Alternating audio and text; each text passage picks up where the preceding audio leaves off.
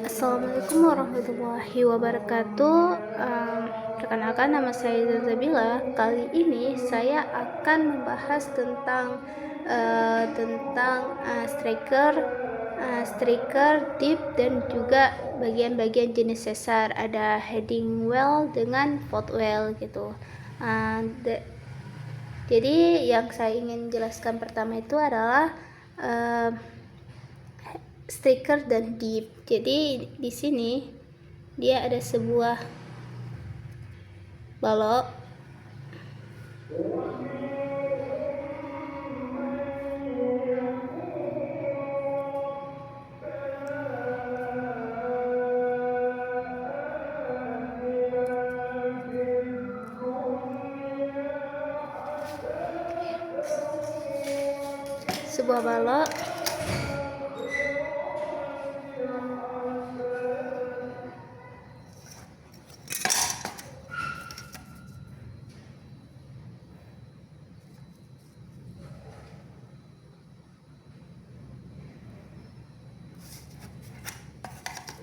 yang dimana balok ini merupakan yang nantinya akan menjadi sebuah. Di sini kita harus siapkan, di sini ada sebuah balok yang dimana balok tersebut merupakan sebuah balok bidang batuan. Nah, balok ini terdapat bidang-bidang geologi miring, yang dimana balok inilah yang akan saya gunakan untuk dapat menjelaskan apa yang mana strike dan yang mana dip pada balok tersebut. Nah, jadi pertama-tama saya ingin menjelaskan tentang striker. Striker itu sebelum kita mengetahui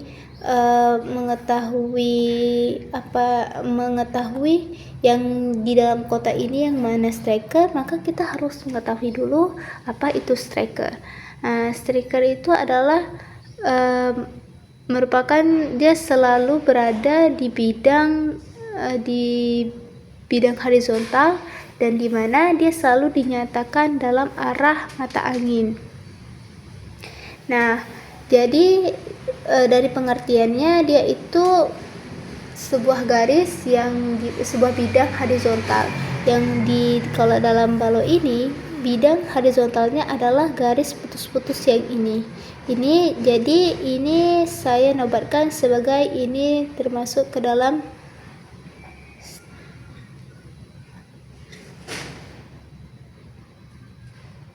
striker. Nah, karena dia bidang yang horizontal, garis yang ini horizontal, sementara bidang yang ini yang tegak lurus yang terpotong-potong ya, ini terpotong-potong, ini merupakan dip. Nah, dip ini dia merupakan garis tegak lurus. Dia bisa di sini ataupun bisa di sini. Ini juga termasuk dip. Dip itu dia selalu ada namanya sudut, besar sudut. Yang mana nih sudut dari antara yang ini? Di sini bisa, ataupun kalau misalnya kita ambil kayak gini, ini bisa kita hitung sudut. Jadi yang namanya dip itu mempunyai nilai sudutnya. Nah, informasi penting untuk dapat memudahkan kita mengetahui apa yang suatu bidang batuan yang mana dikatakan dip, yaitu adanya sebuah sudut kemiringan dan juga arah dari arahnya gitu. Jadi yang kunci yang pertama itu adalah arah dip itu dia selalu tegak lurus dari arahnya si striker. Misal striker dari sini, berarti dipnya bisa ke sini ataupun ke sini. Nah, yang mana utaranya dari yang ini, dia arah utaranya adalah dia itu selalu berada di sebelah kiri si strikernya. Berarti yang sebelah kiri kan sebelah sini kan, berarti ini arah utaranya gitu. Misalkan sebelah kanan itu arah sebelah kanan arah timurnya gitu. Nah, ini penjelaskan tentang striker dan juga deep ya. Nah, sekarang saya ingin menjelaskan tentang heading well dan juga yang penjelasan kedua adalah ini saya ingin menjelaskan tentang heading well dan juga footwell gitu. Yang mana yang pertama kita adalah harus membuat gambarnya dulu.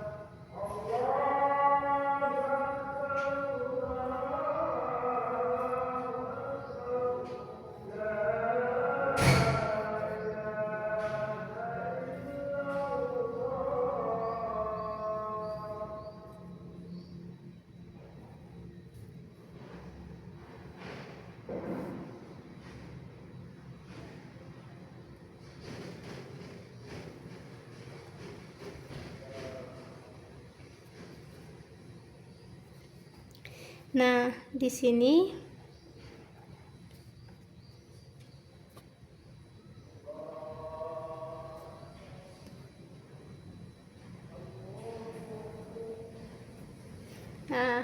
yang di sini dari gambar sini kita bisa menentukan yang mana heading well dan juga footwell gitu. Jadi si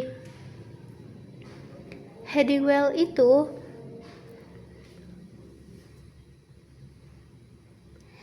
jadi sebelum dijelaskan menentukan yang mana heading well dan juga footwell, kita harus tahu dulu yang apa itu heading well. Heading well adalah blok batuan yang berada di atas bidang sesar.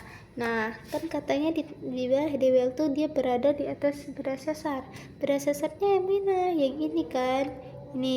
Ini termasuk bidang sesar. Ini sesar nih. Sesar. Nah, di atas bidang sesar. Ini kan atas, ini bawah. Jadi di sini adalah heading well, di sini footwell. Nah, dan terus ini footwell dia heading well dia berada di atas bidang sesar, sedangkan footwell itu berada di bawah bidang sesar. Nah, pada singkapan ini terlihat bahwa heading well itu, jika heading well itu bergerak turun relatif terhadap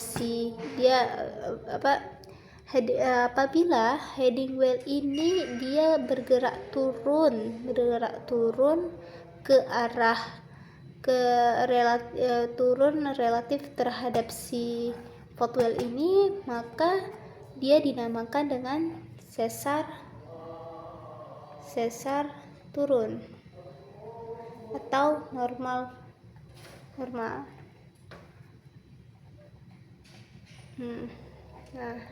Nah, proses dari sesar turun ini bisa terjadi karena adanya akibat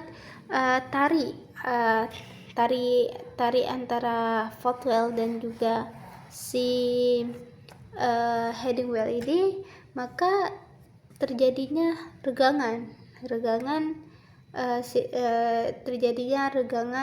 di bidang sesar, sehingga dinamakan ini sesar turun.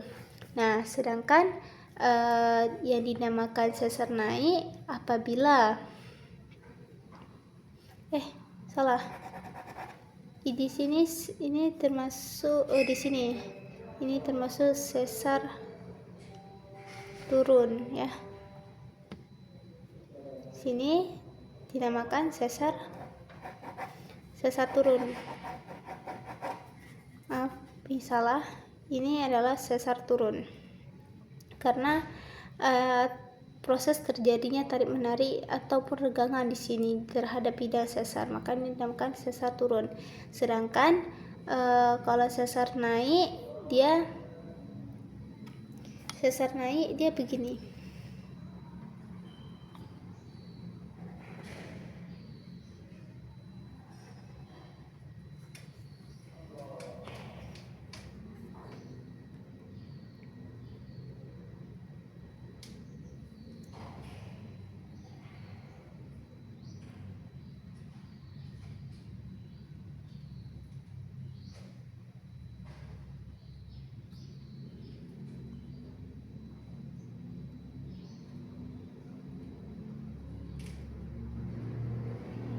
Oh ya, dari gambar sini saja ya.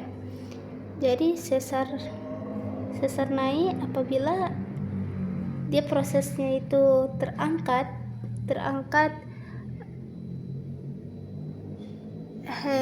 apabila head well ini dia bergerak naik relatif terhadap si footwell tadi kan bergerak turun. Kalau ini bergerak naik, maka dinamakan sebagai sesar naik. Tuh. Prosesnya karena apa? Karena adanya tekanan antara si footwell ini bergerak naik, maka adanya tekanan dan juga dorongan ke atas, sehingga ini permukaannya naik, maka dinamakan sesar naik itu. Nah, jadi kesimpulannya itu adalah proses daripada headwell dan